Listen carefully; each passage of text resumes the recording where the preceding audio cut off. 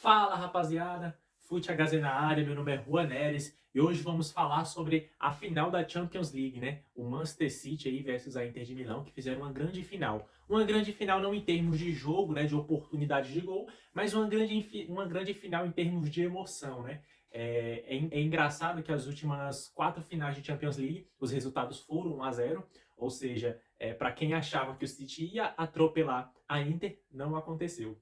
Então, o tema do nosso vídeo hoje é: deu a lógica e não deu. Por que deu a lógica? Deu a lógica porque o City foi campeão e não deu a lógica porque todos achavam que o City ia atropelar a Inter de Milão.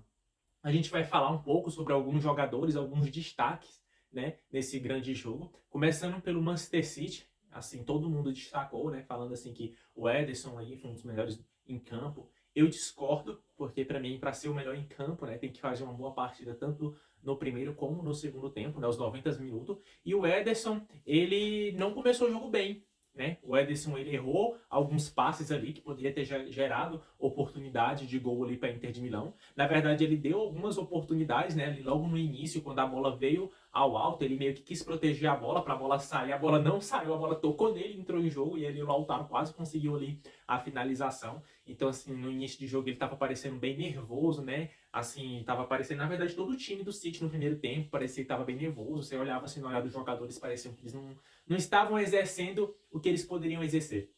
O De Bruyne machucou, né? Em mais uma final de Champions League, a sua segunda final, e a segunda final que ele sai machucado, né? Ele não estava bem no jogo, errando alguns passes muito fácil, errou 2 cruzamentos assim horrível, que o De Bruyne não erra. Então, assim, ele não estava bem no jogo, né?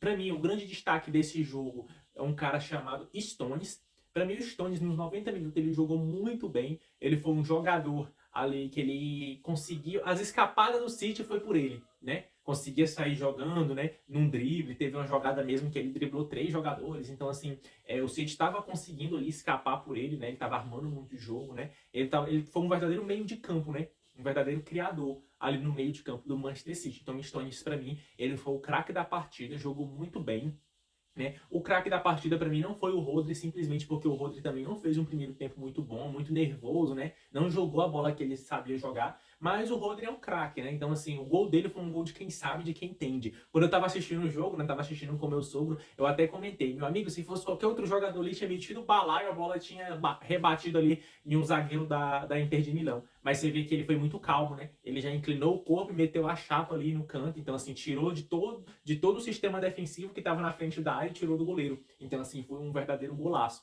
né? Assim, por outro lado, assim, a Inter de Milão jogou bem. Acho que a Inter conseguiu executar o seu plano. Eu acho assim que dos dois times, quem conseguiu melhor executar o seu plano de jogo foi a Inter de Milão, que conseguiu assim anular alguns jogadores do City. Marcação muito forte, né? O Dumfries ali fez um jogo excelente, o Darmian, o Varela também fez um jogo, o Barella, na verdade, fez um jogo também muito bom, né? Então, assim, teve alguns destaques ali da Inter de Milão. Então, assim, a Inter que, na verdade, chegou, né, no segundo tempo, assim, jogou muito bem, né? Foi em busca do empate. O Ederson, que em contrapartida tinha feito um primeiro tempo muito ruim, no segundo tempo cresceu. Então, assim, fez ali 3 defesas ali muito importantes para o City, né? A primeira foi ali que a zaga do City se atrapalhou, né? Então, assim, a bola acabou sobrando pro Lautaro. E aí o Lautaro veio ali em diagonal, bateu cruzado, só que o Ederson fez aquele gesto, né, de goleiro de futsal, acabou a bola batendo no ombro dele. Que na verdade o Lautaro também foi fominha, porque o Lukaku tava passando sozinho, se ele toca, a Inter ali faz o gol. Então, assim, mas o Ederson foi muito importante nesse lance. O outro foi que a bola bateu no joelho dele, numa cabeçada, né? Meio que não foi uma defesa meio que sem querer ali, meio que ele, mas foi uma defesa. Então, uma defesa muito importante, que quase saiu o gol contra, né? A bola bateu no rosto ali do Rubem Dias e foi para a linha de fundo. E a segunda foi no finalzinho já, né? Que ele fez uma defesaça ali, né? No escanteio ali da Inter de Milão.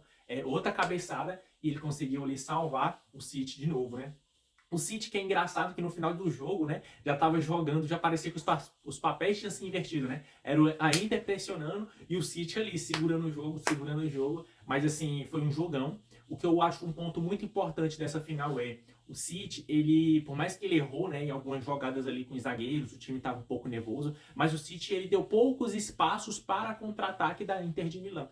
Por um lado, a Inter conseguiu ali neutralizar as jogadas do City, mas o City também foi muito inteligente, né? O City que em outras Champions League, né, a gente viu sendo eliminado aí muito pelaquela questão de ser afobado, né, de querer muito ir pro ataque, pro ataque, pro ataque, e dava chances pro adversário, igual, por exemplo, ano passado, quando foi eliminado pelo Real Madrid no primeiro jogo, cara, o City ganhando o jogo em cima do Real. Então você vê assim que o Real conseguia fazer as saídas ali com o Vinícius Júnior pelos cantos, né? Pelas laterais do campo. Então assim, o Real Madrid acabou diminuindo o placar e no Bernabéu todos nós já sabemos o que aconteceu, né? O City em cima ali, ganhando de 1-0 em cima, e o Real foi lá e conseguiu a virada. Então, assim, o City que não deu essa oportunidade para a Inter, né? Mas, assim, por que que deu a lógica e não deu? Deu a lógica porque o City foi campeão. Não deu a lógica porque a Inter dificultou em muito o trabalho do City, né? Se a gente fosse ver os palpites aí na TV, né? No YouTube aí, a maioria dos palpites era City goleando a Inter de Milão. E bem pelo contrário, a Inter fez um jogo muito digno, né? Fez um jogo ali muito forte, fisicamente, né? Assim, no jogo até pareceu que a Inter estava até melhor do que o City fisicamente, jogadores muito fortes, chegando muito duro.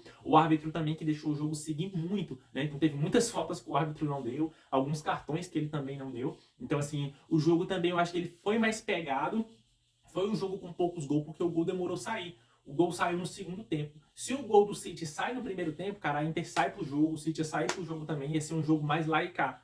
Então, assim, a Inter de Milão levou o gol, continuou com a mesma estratégia, nos últimos minutos ali foi pro tudo ou nada, né? Então, assim, foi uma final muito boa, né? Destaque também aí pro Guardiola, cara, que é a terceira Champions League dele, né? Ganhou duas pelo Barcelona e agora ganhou a segunda aí pelo Manchester City, que é um treinador excepcional, né? Na minha concepção, o maior que tem. Sei que tem outros gigantescos aí, Ancelotti, o Ferguson, né? Que era do Manchester United. Então, assim, tem muitos treinadores gigantes, mas o Guardiola, ele já tá nessa prateleira, cara, porque, assim, o estilo de jogo dele era um cara que merecia essa vitória, né? O City merecia esse campeonato, né? Ele merecia levar essa Champions League, né? Por tudo que o time veio construindo.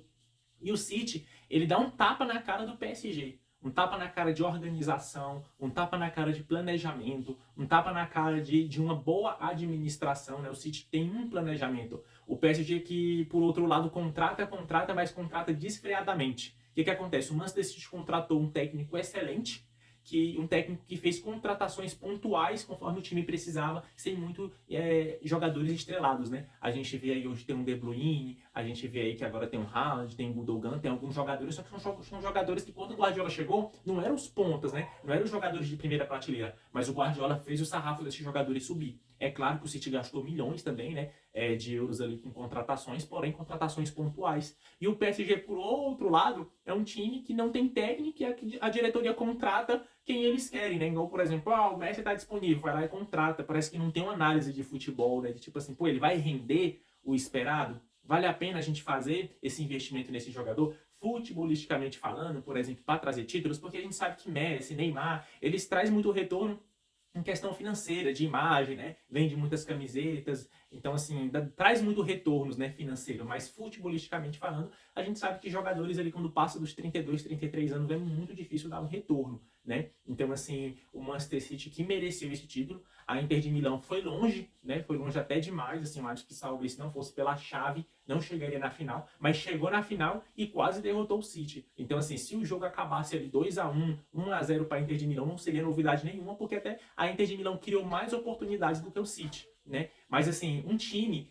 numa final, ele não tem que jogar bem, ele tem que vencer. E o City venceu, né? O City venceu, jogou ali. Eu acho que a chave do City, o chaveamento foi um chaveamento muito difícil, né? Até por isso também que eu acho que era merecido, né? Eliminou o Bayern de Munique, eliminou o Real Madrid, né?